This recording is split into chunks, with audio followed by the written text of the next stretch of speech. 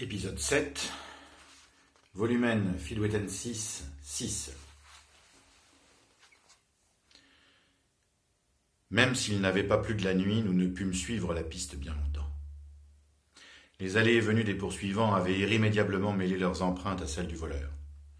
Malgré tout, en recoupant les témoignages et les indices au sol, je découvris rapidement l'endroit par où il s'était probablement faufilé pour entrer et sortir du camp. Il s'agissait d'un bosquet de coudriers dont il suffisait d'écarter les tiges pour le traverser. Sans attendre Margit, j'empruntai le même chemin dans l'espoir de retrouver de l'autre côté la piste du fuyard. Mais à peine avais-je franchi l'obstacle que j'entendis la jeune femme pester derrière moi. « Par la barbe d'Odin, le moine, c'est la couleur de mon poil qui te fait me confondre avec Ratatos que l'écureuil.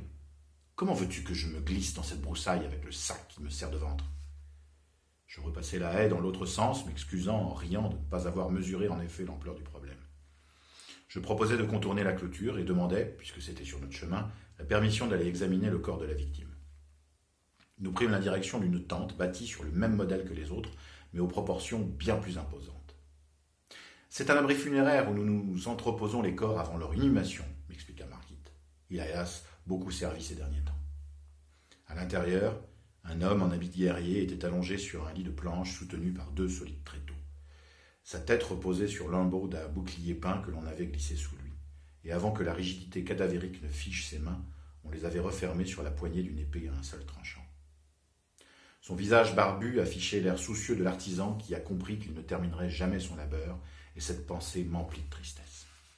Une boule enfla dans ma gorge, et je dus improviser une prière, le temps de reprendre un peu mes esprits. « Tu comptes faire quoi? Le ressusciter » se moqua Margit. « Je ne suis pas assez saint pour avoir ce pouvoir, » réussis-je à lui répondre. « Je prie seulement pour que son âme trouve sa voie. » N'aie crainte, le moine. Lorsqu'il est mort, il tenait fermement son arme. Sa place au banquet éternel lui est donc assurée. Tout en disant cela, elle s'approcha du corps du défunt. Puis elle murmura comme pour elle-même. Je l'aimais bien, Vimund. Ce n'était pas le plus futé ni le plus brave, mais il était bon avec moi. Je le regretterai.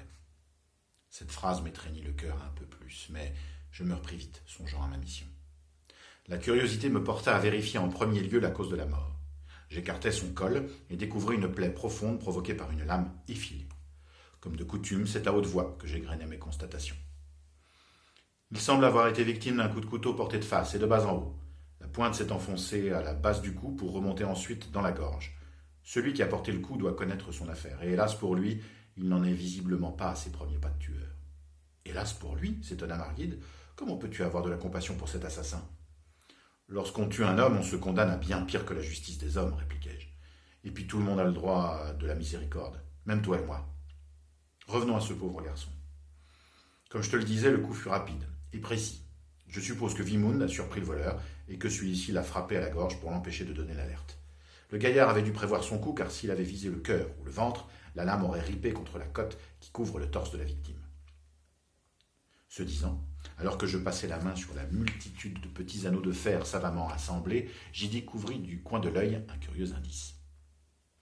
Plusieurs longs cheveux aux reflets de cuivre s'étaient entremêlés avec la maille au niveau de la poitrine. Mû par un réflexe, je les arrachai vivement et pendant que Margit regardait ailleurs, je les glissai dans ma poche. Garder cette information pour moi était sans doute la meilleure chose à faire pour le moment. Dès que j'eus terminé mon examen, Margit et moi contournâmes le promontoire pour reprendre la piste là où nous l'avions laissée. Comme je l'avais prédit, des traces de pas et de piétinement s'enfonçaient dans les marais. Hélas, les herbes hautes et le sol spongieux se refermèrent rapidement sur leur secret. « On dirait bien que notre homme a pris la direction du fleuve » s'écria Margit.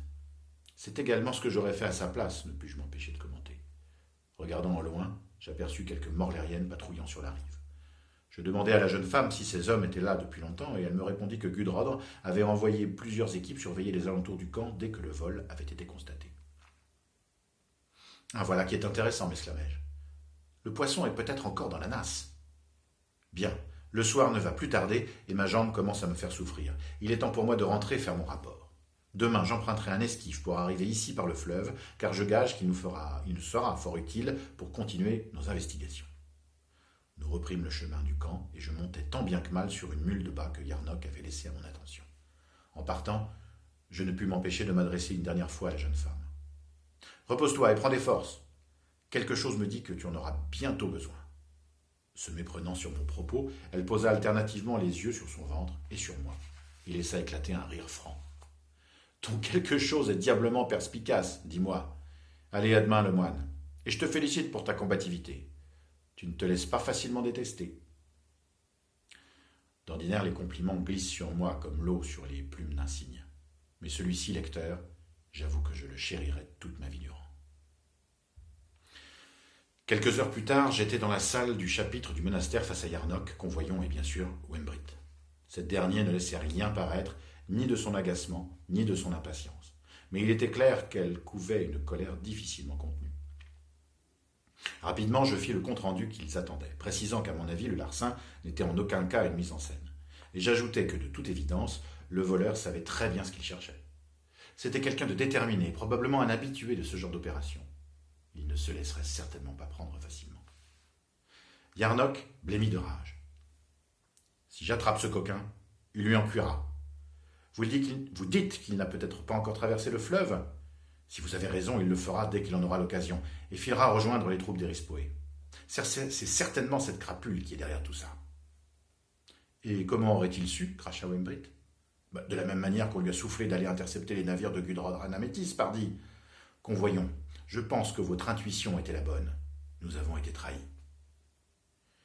Il ne s'agit peut-être que d'une coïncidence, temporisa Convoyons. D'ailleurs, il reste une solution que nous n'avons pas encore envisagée. Celle de l'acte d'opportunisme. Fidouéten vient de confirmer ce que nous avons tous ressenti là-bas. Des luttes de pouvoir sont à l'œuvre dans leur camp. L'auteur du vol est peut-être l'un des leurs qui a vu là l'occasion de compromettre Gudrodre. Cela se tient, en effet, acquiesçai-je. Alors allons brûler leurs navires et les hommes qui sont dedans, s'emporta Yarnock, toujours aussi peu modéré. Qu'on amène les chevaux. À ce moment précis, un soldat fit irruption dans la salle capitulaire, nous faisant tous sursauter. Il était rouge et cherchait péniblement un second souffle. Eh bien quoi, parle, cracha Wembrit, visiblement excédé. L'homme déglutit difficilement et finit par lâcher. Un messager vient d'arriver de l'Est. Erispo et son armée ont quitté Namétis aujourd'hui, et ils viennent droit sur nous. Vimound. Le froid est saisissant dans ces foutus marais, et l'humidité nous transperce jusqu'aux os. Il n'y a jamais moyen d'être au sec. Nous baignons sans arrêt dans une brume glaciale. Si ça continue, de la mousse va finir par me pousser sur les oreilles. Au pays, ça ferait longtemps que toute cette flotte aurait gelé. Chez nous, le froid a l'avantage de calmer toutes les ardeurs, même celle de l'eau.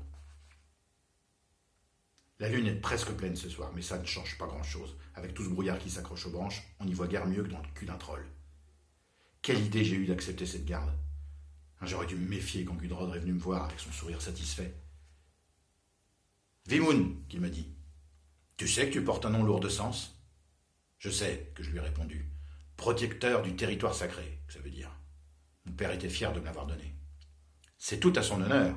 Il devait se douter qu'un jour une mission d'importance te serait confiée. Ça, c'est sa façon de faire, Gudrod.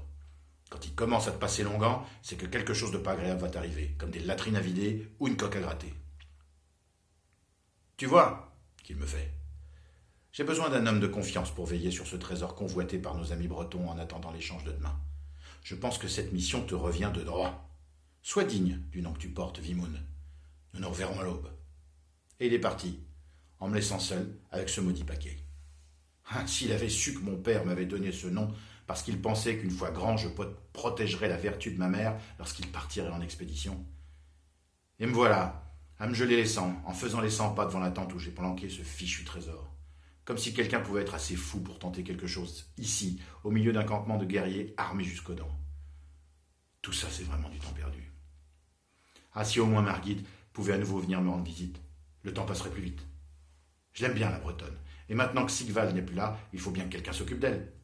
Tout à l'heure, elle m'a apporté un bouillon bien chaud. Peut-être pensera-t-elle à m'en apporter un autre bol. D'après mes estimations, nous sommes dans le premier quart de la nuit. Le camp est silencieux. J'entends ça et là quelques ronflements. Au loin, je distingue la torche d'un des gardes qui surveille l'entrée. Cette nuit va être très longue. Tiens, des bruits de pas. Qui va là, je demande. Pas de réponse. Je brandis un flambeau et dégaine mon épée. On n'est jamais trop prudent. Ça y est. Je distingue enfin une silhouette qui provoque en moi de l'étonnement, puis un rire, qui s'éteint trop vite. La joie est un sentiment qui s'efface rapidement lorsqu'on vous égorge.